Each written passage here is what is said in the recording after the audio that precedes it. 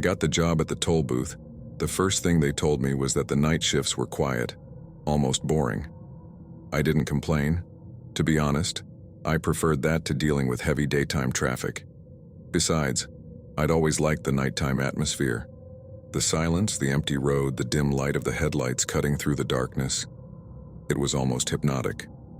That night, like many others, I was working with my colleague in the booth next to mine. We didn't talk much, but we always exchanged greetings when someone passed through the toll. The hours passed slowly, and we often had only 1 or 2 cars per hour. It wasn't unusual to recognize the people who came through. People on long routes, truck drivers, or simply drivers who preferred to travel at night to avoid the daytime heat. It was around 2 in the morning when I saw her. A small car was approaching slowly. It was one of those old models. The engine sounded tired, but that wasn't what caught my attention. It was the driver. I recognized her instantly, though I couldn't remember when I had last seen her. Maybe she had passed through during another shift? I don't know, but something about her face felt familiar. She stopped in front of me. She was a woman in her 50s or 60s, with gray hair tied back in a ponytail. She looked tired, as if she had been driving for hours without rest. I collected the toll, and she smiled at me, but it was a strange smile, forced. I gave her the change, and without another word, she continued on her way. I watched her through the rearview mirror until the taillights of her car disappeared into the darkness. Everything seemed normal, but something left me uneasy. It wasn't just the way she smiled at me. There was something else. Maybe it was the loneliness of the night shift starting to play tricks on my mind. About an hour passed when, suddenly, my colleague called me from the booth next to mine. "Hey, are you seeing that?" she asked, pointing toward the road. I looked in the direction she was pointing, and I saw a figure walking along the side of the road. At that hour, it wasn't common for anyone to be walking out there, especially in the middle of nowhere. I looked closer and felt a chill when I realized it was a woman. As she got closer, my eyes began to make out more details. Her gray hair tied in a ponytail, her pale face, and her slow gait, as if each step took an enormous amount of effort. We could hardly believe it, but it was the same woman who had passed by in her car just an hour earlier. I was shocked when I realized it, and my colleague noticed too. "It's the same woman, right?" she asked me, incredulous. I nodded silently, trying to make sense of what was happening. Had her car broken down farther ahead and now she was walking to get help? It seemed logical, but something didn't add up. She was moving strangely, as if she were disoriented. And the most disturbing thing was her face. She was crying. It wasn't normal crying. It was an uncontrollable, almost silent sobbing. But the pain in her expression was undeniable. The woman kept walking toward us, without saying a word, just with that anguish etched on her face. I decided to leave the booth. I had to find out what was going on. Maybe she needed help. I crossed the road, but before I could reach her, a truck approached one of the booths. Its lights shone brightly, blinding me for a moment, and the noise of the engine shattered the silence of the night. The truck stopped right between the woman and me. When I got around the vehicle, the woman was gone. I looked around, turned my head in every direction, but there was no sign of her. She couldn't have gone far, yet she had disappeared as if the earth had swallowed her up. I returned to my booth, bewildered. My colleague asked if I had found her, and when I told her no, that she had simply vanished, she didn't know what to say either. We both remained silent for the rest of the shift, each lost in our own thoughts, trying to make sense of what we had just witnessed. The night continued without further incident, but that image of the crying woman stayed burned in my mind. I couldn't sleep well when I got home, and the next day, I felt more tired than usual. Hours later, when I returned for the night shift, I heard the news. A colleague who worked during the day told me there had been a tragic accident on the road, just a few kilometers from where I worked. A car had gone off the road and crashed into a pole. The driver, a woman in her 50s or 60s, had died instantly. My blood ran cold when I heard the description. It was her, the woman who had passed through my booth the night before. How was it possible that she had died in that accident if we saw her walking afterward? It didn't make sense. I went back to check the security cameras at the booth, looking for some proof that we weren't crazy. There was the woman's car when she paid me the toll, but in the footage from the time we saw her walking, there was nothing. Not a single image of the woman walking down the road. Only the truck arriving and me wandering around like an idiot, searching for someone who didn't exist. The only explanation I can find, even though it sounds absurd, is that what we saw that night was nothing more than an echo, some kind of reflection of what had just happened. Perhaps her soul, lost and confused, passed through after her car had crashed farther down the road. Since then, I can't stop thinking about her face twisted with grief, about her strange disappearance behind the truck. Maybe she was asking for help, or maybe the shock her soul felt before dying was so great that her spirit was left wandering through the night, though I hope it's now resting in peace. Whatever it was, that night changed me, and even though I can't explain what happened, part of me will always be watching, waiting to see again those who for some reason couldn't make it to their destination.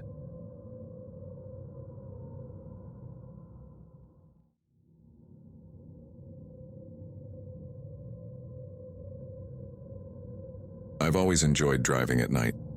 There's something about the quiet of the empty road, the constant hum of the engine, and the glow of the headlights illuminating just a few meters ahead. For me, it's the perfect time to think, disconnect from everything, and enjoy the drive. That time I was excited because I was going to visit my parents. I hadn't seen them in months, and the holidays felt like the perfect time to spend with them. The plan was simple: an 8-hour drive on US highways to reach the small town where they lived. Normally, I'd stick to the main route, but that night, while checking the map on my phone, I saw a road that looked like a shortcut. It was a dirt road, but I wasn't too worried. Driving on those kinds of roads didn't scare me, and the map showed that I'd save almost an hour of travel time. So without thinking much about it, I took the detour. At first, everything seemed normal. The road was a bit rough, but nothing out of the ordinary. I trusted the GPS and kept going. However, after a while, I started to notice something strange. The road disappeared from the map on my phone. All that was showing was a dot. My location. The rest of the road had simply vanished. I tried refreshing the app, but I had no signal. That was strange because I usually had good coverage in that area. I stared at the screen for a few seconds, hoping the map would magically reappear, but nothing changed. I felt a little uneasy but decided to keep going. The road had to lead me back to the main highway sooner or later. As I drove on, the terrain became more and more rugged. The rocks, potholes, and bumps made it hard to drive. I could feel the tires hitting every obstacle, and I had to slow down to avoid damaging the car. I had been driving in these conditions for almost half an hour when, in the distance, I saw a light. I felt a little relieved when I saw a house with its lights on. It was strange to find a house so far out, but I figured they could help me find my way back. As I got closer, I saw an elderly couple sitting on the porch. The man and woman were dressed in a strange way. Not old-fashioned, but not modern either, and definitely not the kind of clothes you'd expect people to wear nowadays. The woman was wearing some kind of long dress that looked like it was made from synthetic leather, and the man was in a single-colored suit that looked like a one-piece outfit. Very odd. What made me feel even more uncomfortable was the music coming from an old radio next to them. It was an old, eerie, almost unsettling melody, but I told myself there was no reason to worry. They were just elderly people, so I parked the car and got out. I apologized as I approached the porch. The man stood up slowly, his expression blank. "I got lost on the way and my phone stopped working. I just need to know how to get back to the main road toward Montana, or if I'm near any town." The man stared at me as if he didn't understand a word I was saying. The woman, sitting behind him, didn't take her eyes off me, but she didn't say a word. She just watched. "I need to know how to get to the road toward Montana," I said, hoping he'd help me, but his answer sent a chill down my spine. "What's Montana?" he asked, completely serious. I stood there in silence, waiting for him to tell me it was a joke, but there was no trace of humor on his face. The man didn't seem to recognize the name or know where it was. I didn't know what to say. Everything coming out of his mouth made me feel more and more uncomfortable. Finally, with the hair on the back of my neck standing up, I thanked him for his help and went back to the car. I started the engine and kept driving down that road, hoping it would end soon. The last thing I saw in the rearview mirror was the man standing on the porch, staring at me with the same blank expression. The music from the radio was still playing, but it was fading further and further into the distance. After what felt like hours, I finally reached the main highway. There was a sign showing the state name and the distance to the next town. A wave of relief washed over me, knowing I was back in familiar territory, where people made sense and where things, though imperfect, were rational. I got to my parents' house without telling them anything about what had happened. The truth is, I didn't even know how to explain it. Part of me thought maybe I was just too tired, that maybe the man didn't understand me, but it all seemed so unlikely. The feeling of confusion didn't go away. During the days I spent with my parents, I couldn't stop thinking about what had happened. Who were those people? Why didn't they know that Montana is a state, or even where it was? How was it possible that they didn't recognize something so basic? I decided the only way to get rid of that doubt was to go back. So, one morning before heading home, I decided to take the detour again. I wanted to find the house, see those people again, and try to understand what had happened. I drove to the spot where I remembered taking the detour, but when I got there, the road wasn't there. Where there had once been a dirt path, there was now just dense vegetation, a forest. There was no trace of that road, or the house, or the elderly couple. I tried searching the stretch of road on my phone again, but the map didn't show it either. It was as if that place had never existed. I stood there for a while, staring at the vegetation, trying to process what had happened. I had no logical explanation. I knew what I had seen, what I had felt, but everything pointed to the fact that somehow I had crossed into another place, a reality I shouldn't have known. Finally, I got back in the car. As I drove home, I couldn't stop thinking about what had happened. Maybe it was a hallucination, or maybe I really had entered some kind of alternate reality. I don't know. All I know is that since then I see our reality with much more mystery, knowing that we understand far less about our existence than we think.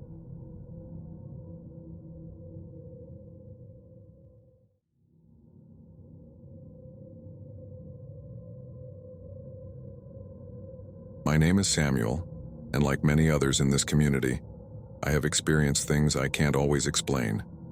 This is one of those stories I've never forgotten, and although several years have passed, the feeling of unease still lingers whenever I think of that night on the road.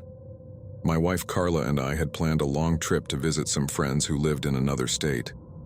We decided to drive at night because the roads would be empty, and I enjoy driving in the dark. The trip had been peaceful until, after several hours, we started to feel hungry. It wasn't urgent, but we both knew we'd have to stop at some point to grab something to eat. After driving a bit longer, we saw a small place on the side of the road. It wasn't anything impressive, just a worn-out sign that said "Food" in faded letters and a couple of lights that were still on. It looked like one of those places you'd pass by during the day without even noticing, but in the darkness of the highway, it seemed like a convenient option. I asked Carla if she wanted to come in with me, but she was tired and preferred to stay in the car. "Bring me whatever," she said with a sleepy smile. I parked the car in front of the place and got out. The moment I stepped onto the ground, something felt off.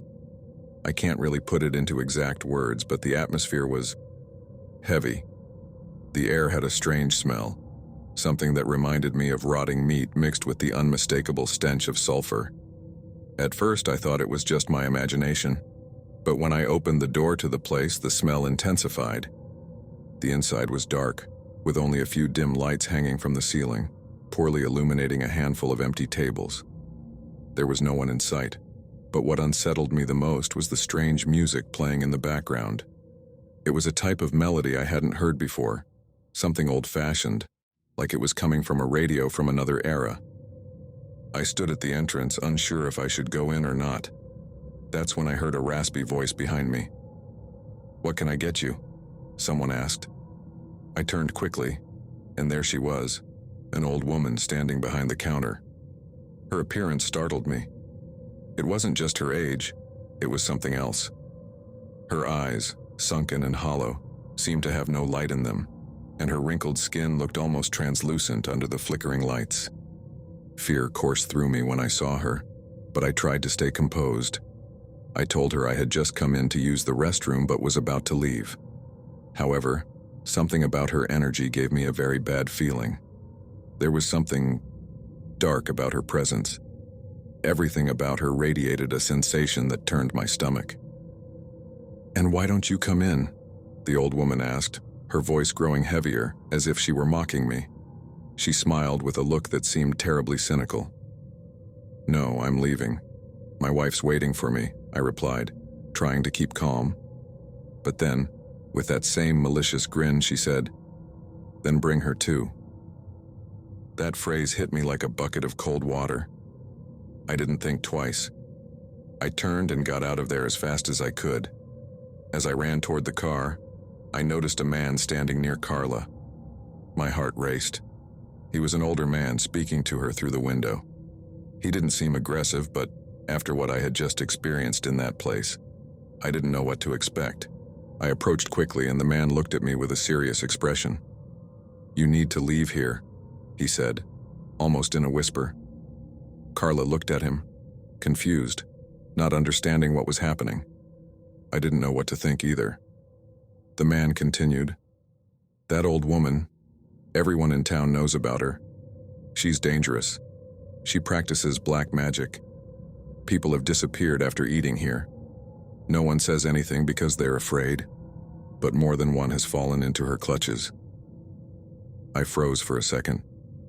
The man spoke with such certainty that I couldn't ignore him. He told us that in the past year, several travelers had disappeared along that highway, and some believed the old woman used the food from the place to poison them and then, well, no one knew exactly what she did after that, but the disappearances were real. "You can do what you want, I just wanted to warn you," the man said before slowly walking back to his truck. We sat there in silence for a few moments, Carla looking at me, not fully grasping what had just happened. I was in shock too, but one thing was clear. We needed to get out of there. I got into the car immediately and started the engine. Before leaving, I glanced at the place one last time through the rearview mirror. The light was still on, and the music was still playing, growing fainter as we drove away. I drove the rest of the way in silence, trying to process what had just happened. The image of the old woman and her raspy voice lingered in my head. There was no doubt in my mind that something was terribly wrong with that place. The man's words had given me an explanation, but they also left me with more questions. Years passed after that night and the story of the place faded from my mind. However, sometime later, I heard that the old woman had died. The most shocking part was that, after her death, the local police uncovered evidence of her crimes. They found human remains and signs of rituals in the back of the place. The community had kept silent for years out of fear, but once she was gone, the suspicions were confirmed. I never went down that road again. And even though I now know what happened, the feeling of having been so close to something so dark still haunts me. What saved us that night was the man's warning. If we hadn't left in time, I don't know what would have happened.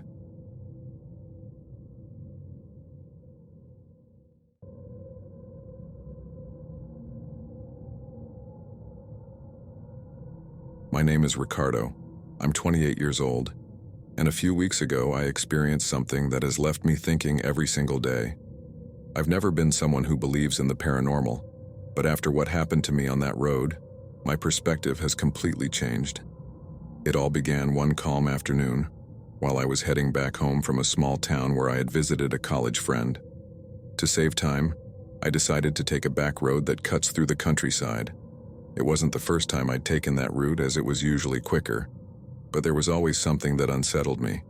The road was deserted and dark once night fell. There was hardly any signage, and if something happened to you there, you could be stranded for hours without anyone passing by. The sun had already set when I started noticing that the curves were getting sharper. I hadn't turned on my high beams yet, but twilight was already starting to blur the details of the landscape. After a particularly sharp turn, I saw something that made me slam on the brakes. A few meters ahead, the taillights of a car appeared to be partially flipped into a ditch on the side of the road. I didn't think twice and slowed down until I came to a full stop. I parked by the roadside and got out of the car with my heart racing. There was a sense of unease in the air that I couldn't shake. I pulled out my phone and turned on the flashlight to better illuminate the overturned car. It was a small gray car with a dented hood and one of the doors was smashed in. The taillights were still faintly blinking, which meant the accident hadn't happened too long ago. I approached cautiously, trying to see if there was anyone inside, but there wasn't a single movement. I was about to call emergency services when I heard something that chilled me to the bone. A rustling sound in the bushes, just behind the overturned car. When I turned my head, I saw the figure of a woman emerging from the bushes. Her clothes were dirty and torn, and there was a small dried blood stain on her forehead. She seemed to be walking with difficulty, as if she were dizzy or in shock. I quickly approached her, not really knowing what to do. "Are you okay?" I asked, trying to sound calm, though my voice trembled slightly.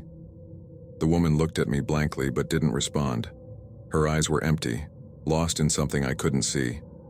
She took a few more steps toward me, staggering, and I felt a strange sensation in my stomach, as if something wasn't right. My instinct told me I should help her, so without thinking too much, I offered to take her to the hospital or to the nearest gas station. "Get in the car, I'll take you," I said, trying to keep my composure. She didn't say anything but nodded weakly and followed me to the car. I helped her into the passenger seat, and as I did, I felt an inexplicable chill run down my spine. It was the middle of summer, and even in the darkness it shouldn't have been that cold. But I ignored it, thinking it was just nerves. I started the car and we began driving slowly down the road. The atmosphere inside the car felt heavy, oppressive. I tried to talk to her to ease the tension. "What happened to you? Were you alone in the car?" I asked, keeping my eyes on the road. She mumbled something I couldn't quite understand, just scattered words that didn't make sense. I was starting to feel more and more uncomfortable. Every now and then, I glanced at the woman, hoping for some sort of reaction, but her gaze remained fixed straight ahead, as if she wasn't really there. After a few miles, I saw the lights of a gas station in the distance and decided to pull over. I needed help, and to be honest, I also wanted to talk to someone else. I parked in front of the store and told her to wait a moment while I went inside to get help. She nodded again but didn't say anything. I entered the store where an older man was standing behind the counter. I quickly explained what had happened, hoping he would help or at least know what to do. "There's a woman outside. It looks like she was in an accident. Can we call emergency services?" The man looked at me with a serious expression and came outside with me to see what I was talking about. We walked over to my car, but when we arrived, something left me breathless. The passenger door was open and the woman had vanished. There were no traces of her, not even footprints where she should have gotten out of the car. "Are you sure you saw her get out of the car?" the man asked me in a tone that made me feel even more uneasy. I nodded, confused. It didn't make any sense. There was no way she could have left without me seeing her, not in that short amount of time. The man sighed and looked at me with a mix of pity and concern. "You're not the first to see something like this around here. A few years ago, a woman died in an accident on this very road. They never found her body. They say her spirit still wanders, looking for help, but no one can take her." A shiver ran down my spine. Everything I had experienced was starting to fall into place in a disturbing way. Could it be that the woman who had gotten into my car wasn't really real? I returned to the car, my mind in a haze, and then I noticed something on the passenger seat. A pendant. A silver cross, old and tarnished. I didn't remember seeing that pendant before. I didn't know how it had gotten there, but I picked it up with a mix of fear and curiosity. I started the car again, and as I drove back to the main road, I couldn't stop thinking about what had happened. When I reached the intersection where I had found the overturned car, I looked toward the ditch. But this time there was no car there. The road was empty, as if nothing had ever happened. To this day, I still wonder if what I saw that night was real, or if my mind was playing tricks on me. But every time I see that pendant, I remember the empty gaze of that woman and the cold I felt when I helped her into the car. Maybe after all, there are things in this life that we just can't understand.